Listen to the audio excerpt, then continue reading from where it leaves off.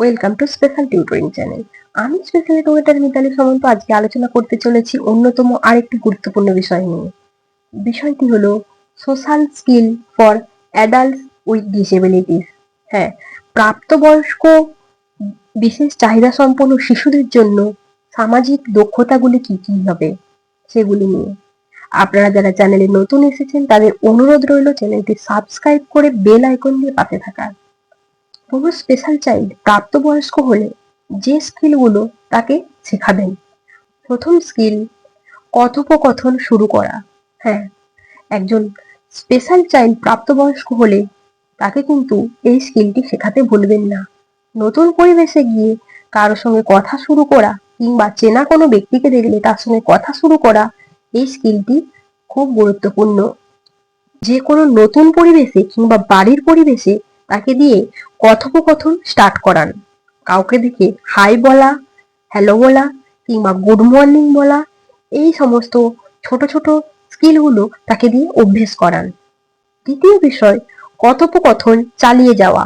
কারোর সঙ্গে communication start করে সেটি কন্টিনিউ করাও একটি গুরুত্বপূর্ণ স্কিল। এরপর থাকছে সংকেত বা ইশারা বোঝা, অর্থাৎ সাইন ল্যাঙ্গুয়েজ বুঝতে পারা, সামান্য সাইন ল্যাঙ্গুয়েজ গুলো বুঝতে পারা, শারীরিক বিভিন্ন আকার ইঙ্গিতগুলি বুঝতে পারা, টয়লেট চিহ্ন কিংবা বাই চিহ্ন ইত্যাদি যে ছোট ছোট সাইনগুলো সেগুলো যাতে শিশু বুঝতে পারে, সেগুলো শিশু অবস্থা থেকেই প্র্যাকটিস করা, যাতে প্রাপ্তবয়স্ক হয়ে যাওয়ার পর তার কোনো সমস্যা না হয়, যে সমাজের সাথে কমিউনিকেট করতে পারে।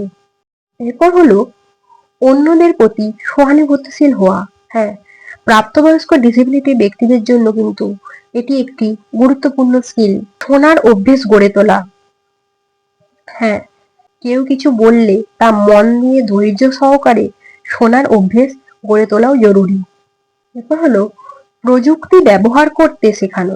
হ্যাঁ, mobile, social media, message, voice call, video call এগুলির সাথে শিশুকে যোগদান করানো এবং তাকে প্রযুক্তি ব্যবহার করতে শেখানো, যা সে সমাজের সাথে যোগাযোগ করতে পারবে। এটি হলো প্রাপ্তবয়স্ক ডিসেবিলিটিস ব্যক্তিদের জন্য খুব একটি গুরুত্বপূর্ণ স্কিল। সীমানা নির্ধারণ করে কথা বলতে শেখানো। হ্যাঁ, সে প্রাপ্তবয়স্ক হয়ে গেছে তার মানে এই নয় সে স্বাধীনভাবে সাবলীলভাবে সব কথা সব জায়গায় বলে ফেলতে পারে। তাকে সীমানা নির্ধারণ করতে শেখাতে হবে। এই কথাটি তুমি এই পরিবেশে বলতে পারো, এই ব্যক্তিদের সামনে বলতে পারো, এই কথাটি তুমি ওই ব্যক্তিদের সাথে বলতে পারো না। এই যে সীমানা নির্ধারণ করা, এটি কিন্তু ও একটি অ্যাডাল্ট ডিসেবিলিটিস ব্যক্তিদের জন্য শেখানো একটি সোশ্যাল স্কিল হতে পারে। এরপর আসছে গ্রুপ কথোপকথনে অংশগ্রহণ করানো। হ্যাঁ, একসাথে সবাই মিলে বসে যে গল্পের পরিবেশ তৈরি করা এবং ওই কিছু বললো, এ কিছু বললো, ও কিছু বললো, এইভাবে যে একসঙ্গে আলোচনা, সেই গ্রুপ কথোপকথনে অংশগ্রহণ করানো একটি সোশ্যাল স্কিল। এরপর হচ্ছে যে কোনো পরিকল্পনাতে মতামত প্রকাশের সুযোগ দেওয়া। হ্যাঁ, বাড়িতে কিংবা বাড়ির আশপাশে যে কোনো কিছু ক্ষেত্রে তাকে যেমন অংশগ্রহণের সুযোগ দেওয়া, তেমনই তাকে পরিকল্পনাতেও অংশগ্রহণ করানো, তাকে মতামত প্রকাশের সুযোগ দেওয়া, এটিও একটু সোশ্যাল স্কিল। এরপর আসছে পরিকল্পনায় অংশগ্রহণে সহযোগিতার জন্য তার কাছে সাহায্য চাওয়া। হ্যাঁ, সে যেটুকু সাহায্য করতে পারবে তাকে সাহায্যের জন্য বলা। তাতে কি হলো, তার একটি ভূমিকা, তার যে সামাজিক ভূমিকা সেটি বিকাশ হলো, সে বুঝতে শিখলো তারও প্রয়োজন আছে।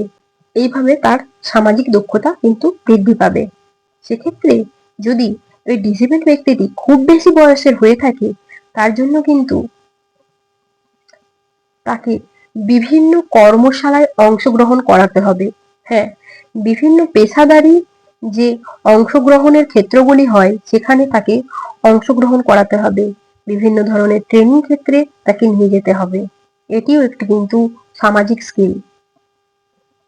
এরপর আসছে বিভিন্ন গোষ্ঠী কিংবা ক্লাবগুলিতে তার যোগদান করানো। হ্যাঁ, সাধারণ ব্যক্তিদের সাথে কিংবা অন্যান্য স্পেশাল চাইল্ডের সাথে এটি সংগঠনমূলক প্রতিষ্ঠান কিংবা কোনো ক্ষেত্রে একসাথে অংশগ্রহণ করাতে হবে। সেক্ষেত্রে ক্লাব কিংবা কোনো গোষ্ঠী বা দলের সঙ্গেও হতে পারে। এগুলি ছাড়াও আপনারা আরো কিভাবে অ্যাডাল্ট ডিসেবিলিটিস ব্যক্তিদের জন্য সামাজিক দক্ষতা বৃদ্ধি করবেন তার জন্য একজন সাইকোলজিস্টের সাথে কনসাল্ট করতে পারেন। আপনারা যারা সম্পূর্ণ ভিডিওটি দেখলেন তাদের অসংখ্য ধন্যবাদ। ভিডিওটি কেমন হয়েছে জানাতে ভুলবেন না। আপনাদের যদি কোনো প্রশ্নও থেকে থাকে তা আমাকে সরাসরি জানান। তাই বাড়িতে ডিসেবল শিশু থেকে থাকলে তাকে কিন্তু শিশু অবস্থা থেকেই এই স্কিলগুলি অভ্যাস করান এবং যদি তার অ্যাডাল্ট হুড এসে গিয়েই থাকে তাহলে অবিলম্বে এই স্কিলগুলো অভ্যেস করান। অসংখ্য ধন্যবাদ আপনাদের ভিডিওটি দেখার জন্য।